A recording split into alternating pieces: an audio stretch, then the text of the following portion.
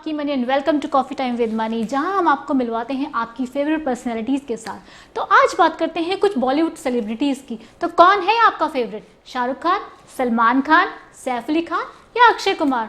तो कुछ बात करें इनकी मूवीज़ के बारे में, चाहे वो रेस 3 हो, चाहे वो भारत हो, चाहे वो ज़ीरो हो या हो एयरलिफ्ट। कभी आपने सोचा है कि इनकी शूटिंग यूएई में कैसे पॉसिबल हुई? कौन था इन सब के पीछे? इन सब में एक नाम कॉमन है, जो नाम है Alex ji. Let's welcome mister Alex ji. Hi, how are you? How are you? I'm very fine. So, how's life? So, first of all, I would like to say thank you very much News Time HD कि आपने मुझे बुलाया आपके show पे, और वो show जो ये मनी है ये होस्ट करती है, and it's called coffee with money. तो चलिए देखते हैं आज इनके पिटारे में कौन से सवाल है हमारे लिए। पहली बात तो थैंक यू सो मच, आपने इतने कीमती टाइम में से अपना टाइम निकाला और आप हमारे लिए आए हैं यहाँ, ये बहुत बड़ी बात है। Thank you so much once again. तो ये जो आप इतने सक्सेसफुल हैं और इतने डाउन टू अर्थ हैं, वो पहले बताइए जर्नी कहाँ से स्टार्ट हुई आपकी? हाँ, जर्नी कहाँ से स्टार्ट हो गई? जर्नी स्टार्ट हुई तो ज़िंदगी बीत गई बोल सकता हूँ। It has been decades. बहुत अरसे से दुबई में हूँ। इस काम को करते हुए भी तकरीबन 15 से 20 साल हो चले हैं।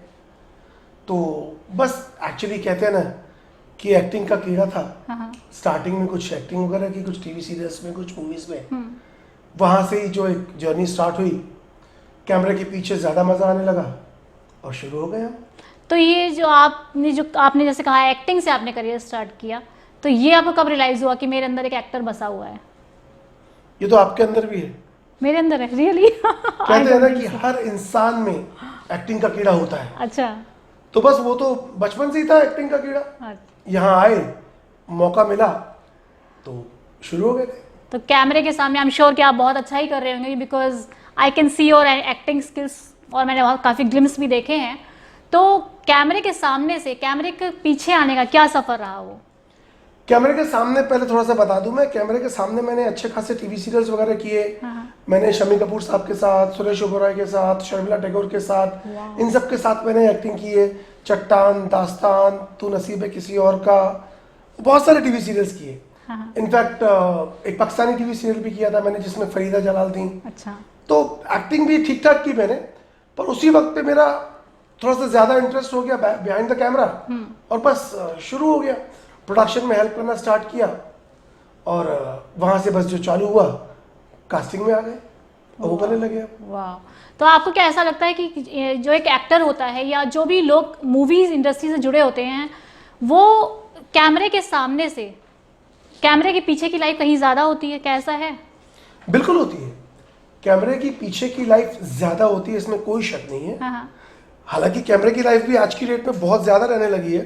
पहले आप हीरो होते हो, उसके बाद में आप थोड़ा सा दूसरा रोल करने लगते हो, बट फिर भी वहाँ लिमिटेशंस होती हैं। कैमरे के पीछे तो मरते दम तक, आखिरी सांस तक हम काम करते हैं।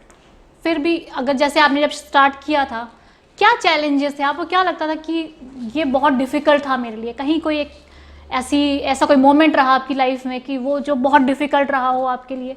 नहीं, क्योंकि मेरा कुछ ऐसा नेचर है कि डिफिकल्ट को मैं इजी बनाने के लिए हमेशा कोशिश करता हूँ। जी। First of all, nothing is impossible as they say. बिल्कुल। Impossible word itself has possible word in that. बिल्कुल। So nothing is impossible. मुश्किलात सबके सामने आती हैं, लेकिन जब आप अपने काम को अपना पैशन बना लेते हैं, बिल्कुल, तो कुछ भी मुश्किल नहीं। बिल्कुल। तो जब भी आज आप कास्टिंग करते हैं, मॉडल्स हैं, एक्टर्स हैं, तो एक कंसेप्ट है, मतलब एक इंडस्ट्री है, एक शोबिज है, तो वहाँ पर कुछ ऐसा भी है कि कास्टिंग काउच भी है, एग्जिस्ट करता है इंडस्ट्री में? कास्टिंग काउच पढ़ा है कहीं मैंने? पढ़ा है। अभी यहाँ पे डिप्लोमेसी नहीं चलेगी, because this is coffee time with money, तो यहाँ पर तो दिल की बातें खुल कर होंगी। नहीं, खुल के ही करूँगा। देखिए, जहाँ तक मेरा अपना पर्सनल एक्सपीरियंस है, मैंने तो खैर हमेशा इन चीज़ों से दूर रहा हूँ, और दुबई जहाँ तक मुझे पता है, इन चीज़ों से बहुत काफ़ी हद तक दूर है। इंडिया में होता होगा, मैं नहीं कहता इंडिया में होता है, पर जो हम पढ़ते हैं, मीडिया में देखते हैं, सुनते हैं, उसके हिसाब से मैं कह सकता हूँ जी। पर मेरा खुद का एक्सपीरियंस ऐसा कुछ नहीं रहा कभी।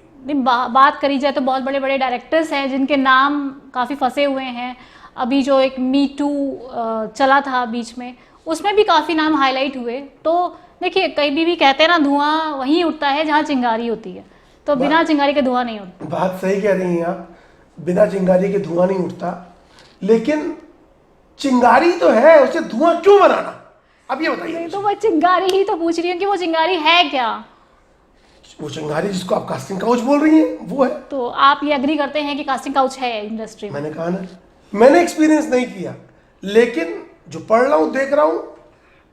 पढ़ने देखने की बात करी जाए तो मेरे बहुत सारे फ्रेंड्स हैं, इंडस्ट्री से हैं, तो कहीं ना कहीं हम भी सुनते ही हैं ऑफ कोर्स।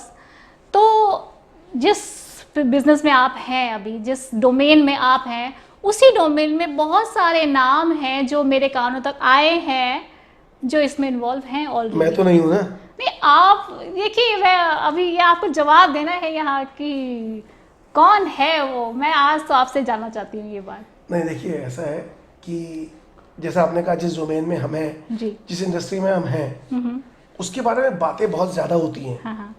और बात का बतंगड़ बनाना, और आपने बोला कि तिल है तो तिल का ताड़ बनाना बहुत ज़्यादा होता है। बिल्कुल। तो उड़ती उड़ती खबरें मेरे पास भी आती हैं इस इंडस्ट्री में। दुबई में कुछ लोग ऐसा कर रहे हैं कि ऑडिशंस करते हैं और फिर बाद में लोग बस सीधे कहीं और दिखने लगते हैं, सब होता है। बट आई डोंट नो, मैंने एक्सपीरियंस नहीं किया, तो I really can't say anything about it. But I have heard a lot. तो चलिए इस बात पे, ये तो खैर एक डिबेटेबल टॉपिक है ऑफ कोर्स, और कहीं ना कहीं कॉर्पोरेट में भी कहीं कुछ चीज़ें होती हैं, या फिल्म इंडस्ट्री में बात करें या मॉडलिंग इंडस्ट्री में बात करें, हर इंडस्ट्री में बात करें। बट मुझे ऐसा लगता है कि कहीं ना कहीं इसमें जो टैलेंट होता है वो कहीं हाइड हो जाता है, और जो एक ग्लैमर होता है वो हमेशा टॉप पर आता है। तो क्या कहेंगे उसके बारे में? नहीं, मैं ये बोलूँगा कि टैलेंट कभी नहीं छुपता, वक्त लगता है। कई दफ़ा हमारी इंडस्ट्री कुछ इस तरह की हो गई है कि उसमें थोड़ा सा वक्त लगता है, लेकिन टैलेंट छुपता नहीं है। आज नहीं तो कल उसने सामने आना ही आना है, और उसको अप्रिसिएशन करना ही है, क्योंकि अल्टीमेटली देखने वाली तो जनता है। बिल्कुल। पब्लिक को जो अच्छा लगेगा वही होगा, और टैलेंट हमेशा पब्लिक जो है पसंद करती है। क्या आपको ऐसा लगता है कि आपकी इंडस्ट्री में फेवरिज्म बहुत ज़्यादा है? कहा नहीं है। तो आप मानते हैं ये है? बिल्कुल है। हाँ हाँ। फेवरिज्म किस इंडस्ट्री में नहीं है? हमारी इंडस्ट्री हो, कोई और इंडस्ट्री हो, हर जगह फेवरिज्म है। तो फिर यहाँ तक कि, सॉरी मैंने आपकी बात काटी, नहीं। यहाँ तक कि एक बाप खुद चाहता है कि मेरा बेटा मेरा बिजनेस संभाले। हाँ। वो किसी मैनेजिंग डायरेक्टर को कंपनी का मालिक नहीं बना देता है। हाँ। कंपनी का मालिक उसका खुद का बेटा बनता है। बिल्कुल। तो वो भी तो फेवरिज्म ही हुआ। तो जहाँ पे फेवरिज्म और नेपोटिज्म आता है, फिर वहाँ टैलेंट है कहाँ? जी नहीं, टैलेंट, मैंने क्या कहा, टैलेंट अपनी जगह है, वो उभर के सामने आता ही आता है, चाहे कुछ भी हो जाए। फेवरिज्म में सिर्फ ये होता है कि आपको एक एक्स्ट्रा एडिशनल मौका मिल जाता है आगे आने का, लेकिन उसके आगे आपने खुद ने देखना है। मैंने बहुत सारे ऐसे एग्जाम्पल्स देखे हैं। अब हमारी बॉलीवुड की इंडस्ट्री की ही बात करें तो बहुत सारे बड़े बड़े एक्टर्स के बेटे हैं, बेटियां हैं, जो भी हैं, एंड आई नेवर फेल्ट कि वो उनमें कुछ भी टैलेंट था, क्योंकि उनकी अगर टैलेंट होता तो शायद उतने फ्लॉप नहीं होते, उनकी मूवीज़ इतनी फ्लॉप नहीं होती। जहाँ फिर बात करें नवाजुद्दीन की, या ऐसे ही और एक्टर्स की जिन्होंने 12-12, 15-15 साल स्ट्रगल किया है, तब कहीं जाके अब इंडस्ट्री में आए हैं। तो उसमें आप जो बोल रहे हैं कि हाँ बेटा बनना चाहता है, तो वहाँ पे नवाजुद्दीन का टैलेंट जो था वो 12 साल उसने स्ट्रगल किया, और यहाँ पे इस बंदा जो बेटा है फिल्म एक्टर का, उसको वो तुरंत मिल गया। तो उसमें आपको नहीं लगता है कि टैलेंट हिडन हो जाता है? आपने अपनी बात का जवाब खुद दे दिया। वही तो आपने कहा कि बेटे ने कोशिश की लेकिन चल नहीं पाया। आज 12 साल बाद बेटा कहाँ है? लेकिन नवाज जी ने, जैसे आपने बताया, उनका एग्जांपल दिया तो मैं उनका नाम ले रहा हूँ, जैसे आपने बताया उनने मेहनत की। हाँ। आज वो देखें कहाँ पर है। तो टैलेंट अल्टीमेटली निखर के सामने आया ना। हाँ, ये बात तो है, क्योंकि he is a very talented actor and I really respect him, और उनका काम तो अब खुद ही बोल रहा है दुनिया को। बिल्कुल। हमें बोलने की कुछ ज़रूरत ही नहीं है। अब बात करते हैं सोशल मीडिया की। आप बहुत एक्टिव हैं सोशल मीडिया पे। जी हाँ, कौन कौन से प्लेटफॉर्म पे हैं? सारे प्लेटफॉर्म्स यूज करता हूँ, जो भी अवेलेबल प्लेटफॉर्म्स हैं यूएई में स्पेशली, सारे यूज करता हूँ मैं। Be it Instagram, Facebook, TikTok, Twitter, all of this platforms. I have seen you on TikTok as well. Yes, I am there. And I have seen your acting skills also. Well, मैंने कहा ना, acting का कीड़ा तो होता है, तो कहीं ना कहीं तो निकालना ही है उसको। बिल्कुल बिल्कुल। चलिए, बहुत सारी बारी ऐसा होता है कि टिकटॉक से भी बहुत लोग ऊपर पहुंचे हैं, इनको डायरेक्टली चांस मिल गया है। मे बी इन मूवीज़ में बात करें, या म्यूजिक वीडियोस में बात करें तो उनको भी डायरेक्ट चांस मिला है, इस बारे में क्या कहेंगे? नहीं, सही कह रही हैं आप। हर प्लेटफॉर्म बहुत अच्छा प्लेटफॉर्म है। हाँ।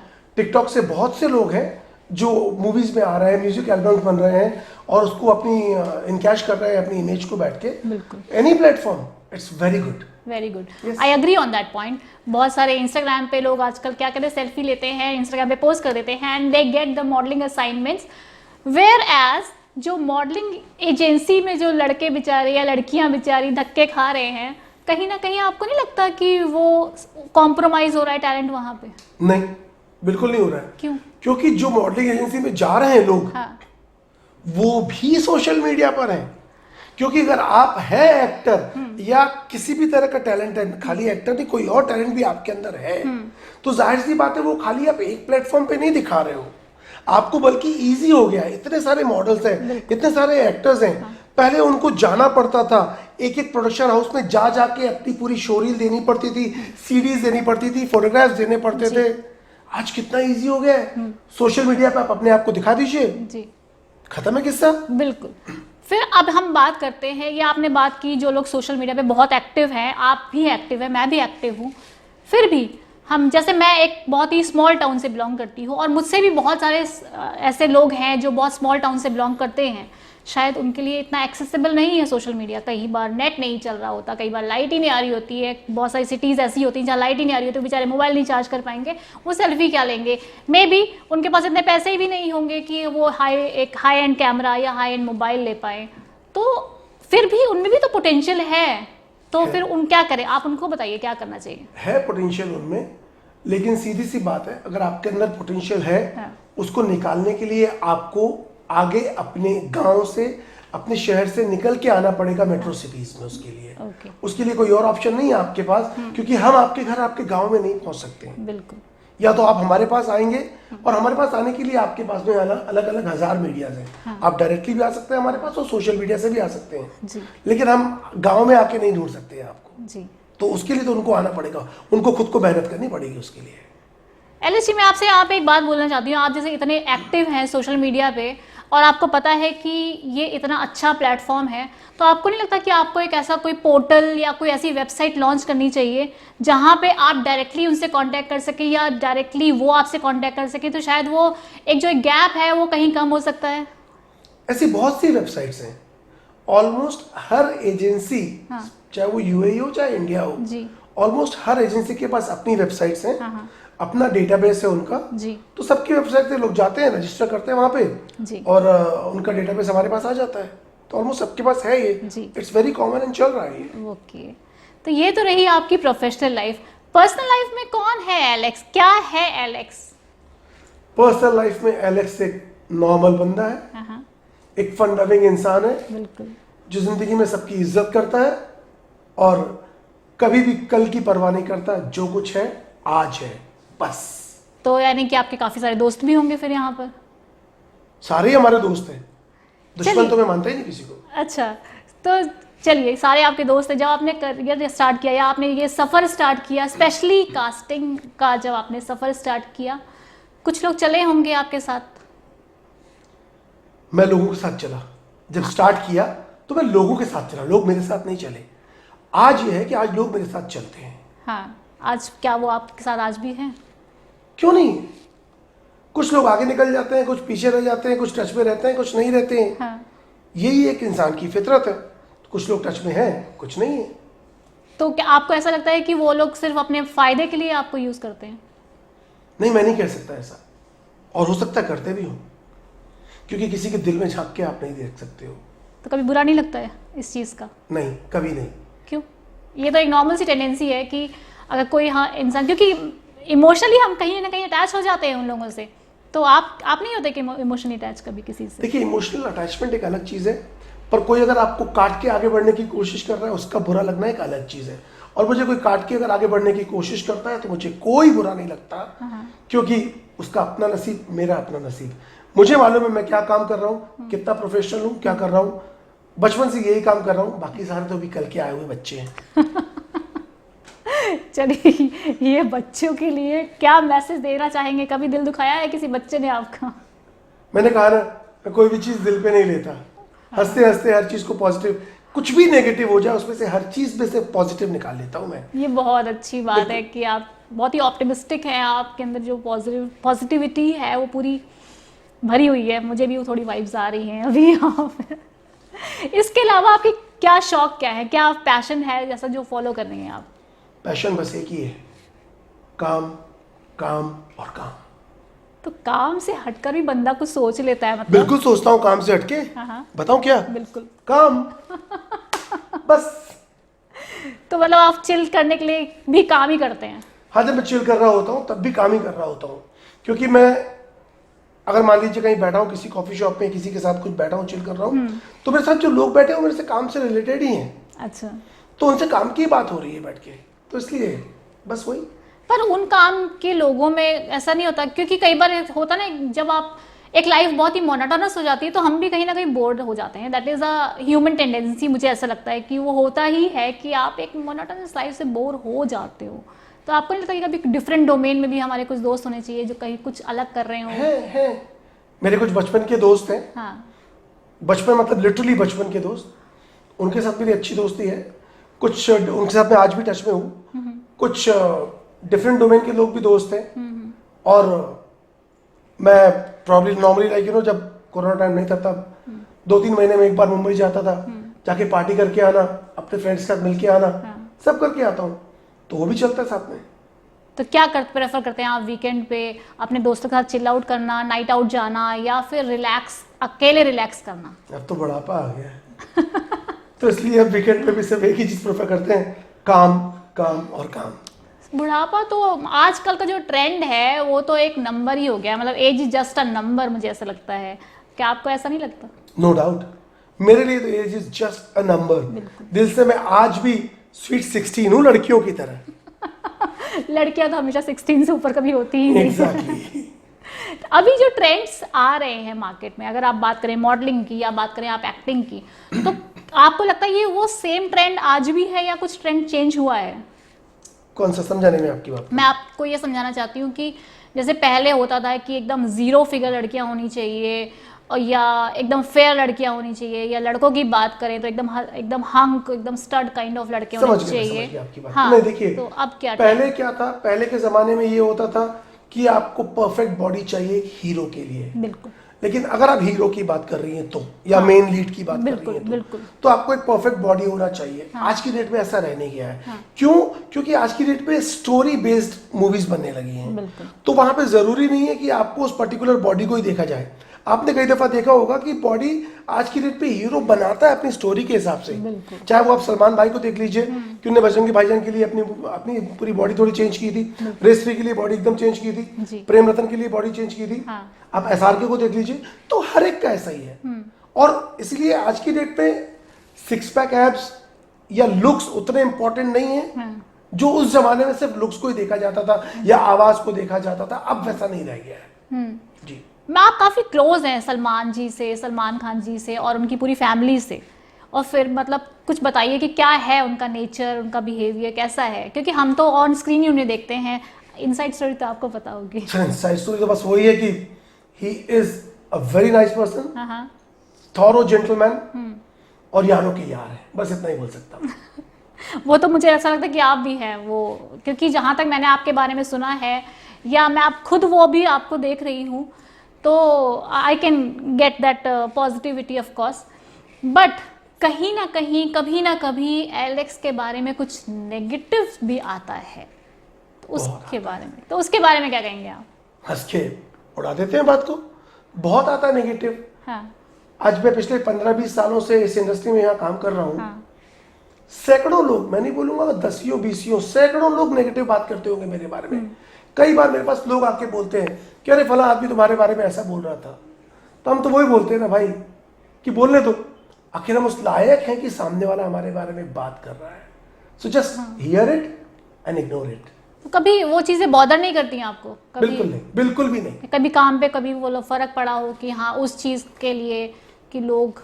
इस बारे में अपने हेटर्स को एक बात बोलना चाहूंगा कि और ज्यादा मेरे बारे में बुराई करो, क्योंकि आप जितनी बुराई करते हो मैं उतने ही अपने अंदर एनर्जी लेके आता हूँ और अच्छा काम करता हूँ। ये बहुत अच्छी बात करिए, मतलब हेटर से भी आप पॉजिटिविटी स्प्रेड आउट कर रहे हैं। That's what I said, yes. बहुत ही अमेजिंग पर्सनैलिटी है एलेक्स, मतलब पता नहीं आप लोग ये शो देखकर ऑफ कोर्स आप तक ये मैसेज तो ज़रूर पहुंच रहा होगा कि he is full of energy, power house of positivity. Literally I agree on this. He is the power house of energy.